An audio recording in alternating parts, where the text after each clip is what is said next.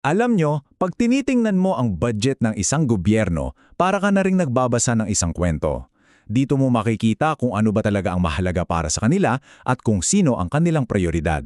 At ngayon, may isang kwento tayong bubuklatin, isang medyo controversial na kwento mula sa Pilipinas, partikular noong Marso 2026. So nagsimula ang lahat sa isang opisyal na anunsyo ng gobyerno. Ang sabi nila, nag-fast track sila ng paglabas ng pondo para matulungan ng mga mamamayan at para tuloy-tuloy lang ang mga proyekto. Sa unang dinig, parang ang ganda, di ba? Magandang balita. At hindi to basta-basta ha. Ang pinag-uusapan natin dito, 21.47 bilyong piso. Grabe, isang napakalaking halaga na ang sabi ay para tugunan yung mga pinaka-urgent na problema ng bansa. At parte raw ng perang to, diretso sa cash aid. Tulong para sa mga sektor na bugbog na sa inflation. Siyempre, yung mga to-share natin na araw-araw na sa kalsada at yung mga magsasaka at mangingisda na siyang nagpapakain sa ating lahat. Okay, so far, so good, di ba? Pero dito na nagiging interesante ang lahat. Kasi kapag binusisi na natin yung mga numero, ibang-iba na ang kwentong lumalabas. Halika't simulan na nating himayin. Ito yung tanong na nasa isip ng marami noon sa mahigit 21 bilyong piso. Paano ba talaga yan hinati? Saan ba talaga ito napunta? Hayan, alamin natin. At heto na, tingnan nyo yung chart.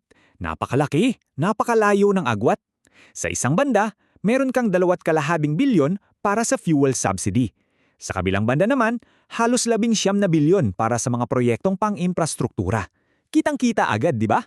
Para mas madaling maintindihan, 7.5 times, 7.5 beses na mas malaki ang ginastos para sa infrastructure kaysa sa direktang tulong para sa gasolina. Isipin nyo yan. Sa bawat pisong tulong para sa pamasahe, may halos 8 piso na napupunta sa mga kalsada at gusali. Wow. At linawin lang natin, hindi to opinyon o haka-haka ha, ang mga numerong ito galing mismo sa mga opisyal na press release ng gobyerno, galing sa mga news reports noong panahong yon. Ito mismo yung mga datos na inilabas nila sa publiko. Well, dito na lalong nagiging komplikado ang lahat. Kasi hindi lang ito simpleng usapin ng numero.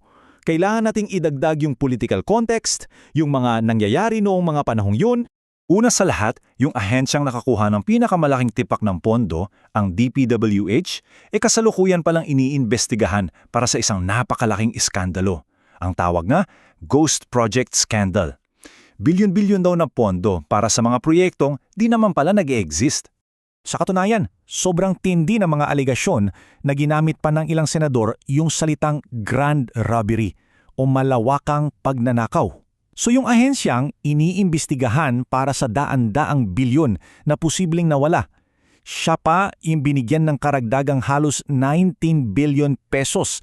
Pero teka, meron pa. Hindi lang yung iskandalo ang issue dito. May isa pang anggulo na dapat nating tingnan. At yun ay yung mismong paraan kung paano idinisenyo ang pag-release nitong dalawang magkaibang pondo. Dito, lalong lumilinaw yung usapin ng priority. Kasi tingnan nyo yung tulong para sa mga tao may kondisyon.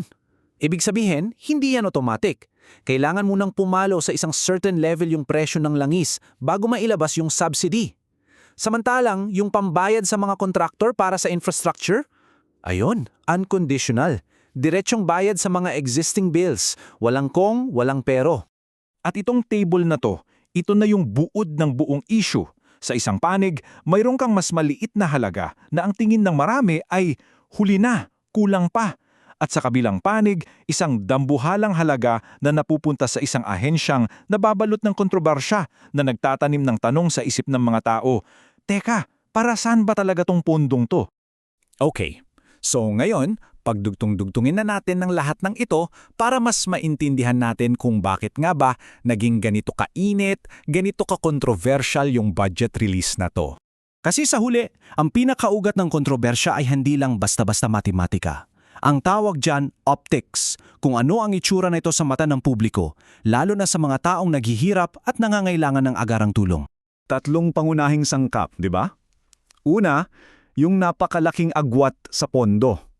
Pangalawa, yung pagbuhos ng bilyong-bilyon sa isang ahensyang may bahid ng duda.